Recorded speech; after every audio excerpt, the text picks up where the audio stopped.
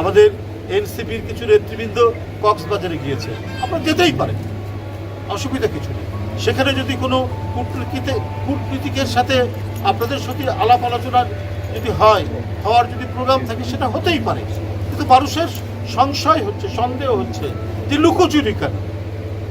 আজকে কি বলে যে এই হোটেলে আছি, তারপরের দিন আবার কিছু সংবাদপত্রে কিছু কথা উঠলো, তারপরের দিন আবার হোটেল পরিবর্তন করা, আবার আরেক জায়গা হয়, এইটাই মানুষ সন্দেহ করে। এটা করবেন কেন?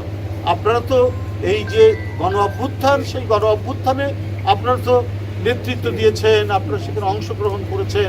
জনগণ চায় এই যারা গণতন্ত্র ফেরানোর আন্দোলনে যারা কাজ করেছে তাদের প্রত্যেকটি ক্ষেত্রে স্বচ্ছতা থাকে।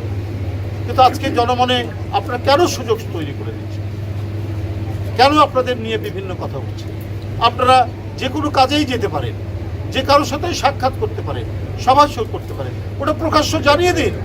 সেটা আপনারা মিডিয়াকে বলেন, তাহলে তার কোনো প্রশ্ন আসে না। এই লুকোচুরি করলে তো মানুষ নানা ষড়যন্ত্র, মানুষ নানা ধরনের এখান থেকে নানা কাহিনী রচিত হবে।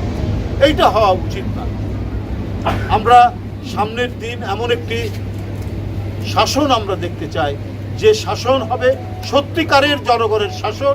কারণ যারা রাষ্ট্র ক্ষমতায় থাকবেন তাদের প্রতিটি পদে পদে জবাবদিহিতে থাকতে হবে জনগণের কাছে।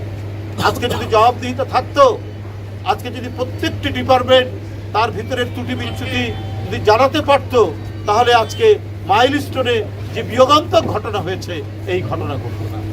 বিমানের কি ত্রুটি রয়েছে, যুদ্ধ বিমান কত সালের বিমান, সেখানে কোনো সমস্যা আছে কিনা, এগুলো বিষয়ে আপনার যদি একটা স্বচ্ছ ধারণা মানুষের থাকতো, তাহলে মানুষের কাছ থেকেই দাবি আসতো যে এই সমস্ত বিমানগুলি আর কার্যকর রাখার দরকার নেই। কিন্তু সব কিছু গোপনীয় রাখা, সব কিছু মানুষের অন্তরাল থেকে লুকিয়ে রাখা ঘটনা ঘটছে। আজকে নানা ধরনের কি বলে যে গুজব তৈরি হচ্ছে এবং মানে বিভিন্ন জনবিরোধী কর্মকাণ্ড এমনিতেই স্বয়ংক্রিয়ভাবেই ঘটে গেছে। আপনাদেরকে আমরা জানিয়ে রাখি, গতকাল আমাদের একটি ঐতিহাসিক বিজয় মিছিল হয়েছে এবং এটিতে মানুষের কিছু জনদুর্ভোগ হয়েছে যাতায়াত।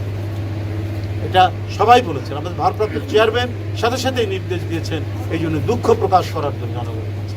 আমরা মিছিল শেষেই আমরা স্টেটমেন্ট দিয়েছি দুঃখ প্রকাশ করার জন্য, কারণ আমরা জানি কিছুটা হলেও জনদুর্ভোগ হয়েছে মানুষের মধ্যে।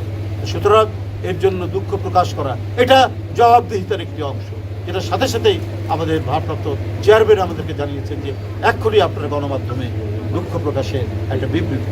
যাই হোক, আমি আর বক্তব্য বাড়াতে চাই না। আজকে শোকাহত পরিবার, মোহাম্মদ সেলিমের পরিবারের সাথে দেখা করতে এসেছি। আমরা বিএনপি পরিবারের আরও অনেক নেতৃবৃন্দ আছেন, উপদেষ্টা ইঞ্জিনিয়ার আশরাফ এখানে আছেন, বিশিষ্ট ব্যবসায়ী মোহাম্মদ আবুল কাশেম এখানে আছেন, জাসাসের যুগ্ম আহ্বায়ক কেন্দ্রীয় কমিটির জাহিদুল ইসলাম ভিটো এখানে আছেন, আমাদের এই অঞ্চলের অত্যন্ত গুরুত্বপূর্ণ নেতা যিনি নির্বাচন করেছেন 2018 সালে, আমাদের জাহাঙ্গীর হোসেন সাবেক ছাত্রনেতা এখানে আছেন, আরেকজন বিশিষ্ট নেতা ছাত্র জীবন থেকে যিনি ছাত্রদল থেকে এই পর্যন্ত এসেছেন, ঢাকা মহানগর উত্তরের যুগ্ম আহ্বায়ক কপিল ভাই, জাহাঙ্গীরও ঢাকা মহানগর উত্তরের